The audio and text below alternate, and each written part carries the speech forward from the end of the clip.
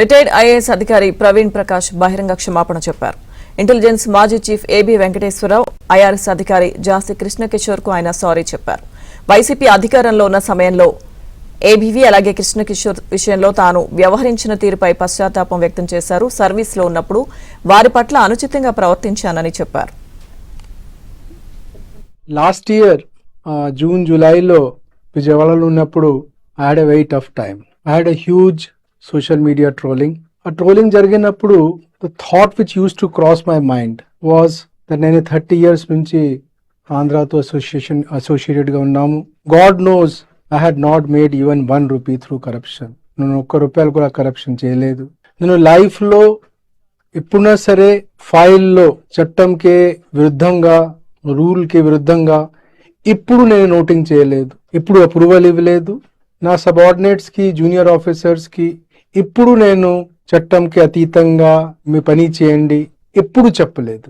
అంత కమిట్మెంట్ ఉన్నప్పుడు నాకు ఈ సోషల్ మీడియా ట్రోలింగ్ ఎందుకు? That was the agitation. ఆ మెంటల్ అజిటేషన్, మెంటల్ అగోనీ ఏ లెవెల్ కి పెరిగింది అంటే, నేను జూలై 1st week లో విఆర్ఎస్ అప్లై చేశాం, గవర్నమెంట్ అప్రూవ్ చేసింది. What did I do wrong? నేను ఏం తప్పు చేశాను? నేను 2000 నుంచి 2004 వరకు గుంటూరు, విజయవాడలో మున్సిపల్ కమిషనర్ గా పనిచేశాం. ఆ ప్లేస్ నాకు ఎంత అడ్మిరేషన్ ఇచ్చింది, ఎంత లవ్ ఇచ్చింది, ఎఫెక్షన్ ఇచ్చింది, హీరో వర్షిప్పింగ్, అడ్మిరేషన్. సడన్ గా నేను ఏ తప్పు చేశాము? ఈ మొత్తం హీరో వర్షిప్పింగ్ ఒక విలన్ ట్రోలింగ్ లో కన్వర్ట్ అయింది. I kept doing soul searching. Introspection చేసిన తర్వాత నాకు రియలైజ్ అయింది. ఐ రియలైజ్డ్ నేను వాళ్ళ ఎక్స్పెక్టేషన్ కి, సమాజం నుంచి నాకు ఈ టైంలో ఉన్న ఎక్స్పెక్టేషన్ కి నేను రీచ్ కాలేకపోయినాను. ఆ ఎక్స్పెక్టేషన్ కి నేను రీచ్ కాలేకపోయినాము. ఆ టెస్ట్ నేను ఫెయిల్ అయినాం కాబట్టి ఆ హ్యూమిలేషన్ నాకు వచ్చింది, ఆ ట్రోలింగ్ నాకు వచ్చింది. 2020లో నేను గవర్నమెంట్ ఆఫ్ ఆంధ్రప్రదేశ్ లో principal secretary, general administration department, which is responsible for establishment of IAS and IPS officer. ఆ పోస్ట్ నేను చేశాను. ఆ టైంలో నా దగ్గర ఒక ఫైల్ వచ్చింది from DGP office. The file was about recommending, the DGP office recommended ఒక disciplinary action, a framing of charges against additional DGP rank officer Shri ABV Venkateshwara, 1989 batch IPS officer. ఆ ఫైల్ చూస్తే ఫైల్లో ఉన్న charges, substance కానీ charges కానీ ఎట్లా ఉంది అంటే, face of it maybe not according to civil services conduct rule కి అతీతంగా కనిపించవచ్చు. బట్ మనం అందరికీ తెలుసు, మన దగ్గర ఉన్న సివిల్ సర్వీసెస్ కండక్ట్ రూల్ లో చాలా ప్రొవిజన్స్ ఉన్నాయి. అది ఒక కోడిఫై ఉన్నాయి, కానీ నార్మ్ లో కానీ ప్రాక్టీస్ లో కానీ acceptable. File is of senior IPS officer. నా నుంచి 5 years senior IPS officer. Establishment file ఒక senior IPS officer చూస్తే obviously you get tense. ఒక మనిషి టెన్స్ అవుతారు. టెన్స్ అయినప్పుడు మనం ఒక బేసిక్ ఇన్స్టింక్ట్ కి, ఒక ఫండమెంటల్ కి వెళ్తాం. నేను ఉద్యోగంలో వచ్చినప్పుడు ఏం నేర్చుకున్నాము అంటే, ఏదైనా సరే డౌట్ ఉంటే, మైండ్ లో కాన్ఫ్లిక్ట్ ఉంటే, రకరకాల ఆలోచన వస్తే, మీరు first the way to examine a file is చట్టం ప్రకారం కరెక్టా కాదా. నేను ఆ లెన్సే పెట్టుకొని ఎగ్జామిన్ చేశాం. ఈ కేసు కూడా చట్టంకే విరుద్ధంగా ఉంది, not aligning to civil services conduct rule.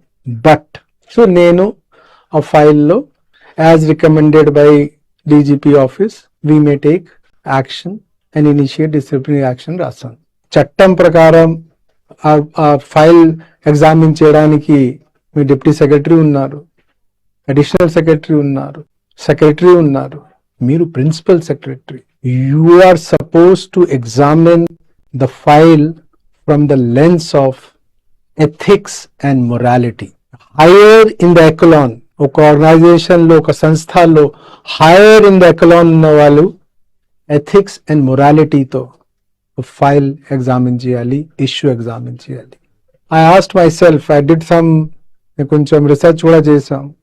How does one examine an issue ethically? But the simplest and the most impactful examination, scrutiny of any issue ethically and morally is role reversal. అంటే AB Venkateswararao sir కాకుండా had that file been about me and if the same charges were approved by some principal secretary GAD, what I would have felt. Had I felt just or fair or not? Answer to this question of that file is I would have not had that same charges being framed against me. I would have not felt fair and just. I think people who used to like me, people who used to admire me, they expected that Praveen at the age of 50, ఒక మనిషి principal secretary అయినారు. He had did such a wonderful work in Guntur and Vijayawada as a municipal commissioner. He definitely at this age must have been wearing the glasses of ethics and morality. Same thing happened in the case of, very similar case, in case of Shri Krishna Kishore. Both cases, had I worn the glasses of ethics and morality, both proposal would have been shot down, or I would have put my remarks saying that I feel ethics and morality low, this doesn't pass, proposal of DGP office or should be rejected. It resulted into huge social not only sufferings for both A.B. Venkateswara Rao sir and Krishna Kishore sir personally, వాళ్ళ family మెంబర్స్కి, at a personal level, at a social level. I realized it. నేను వాళ్ళిద్దరికి phone చేసి వాళ్ళతో I said sorry to both of them. But man is a social animal. I think it's my duty also to publicly say sorry to both A.B. Venkateswara Rao sir and to Krishna Kishore sir.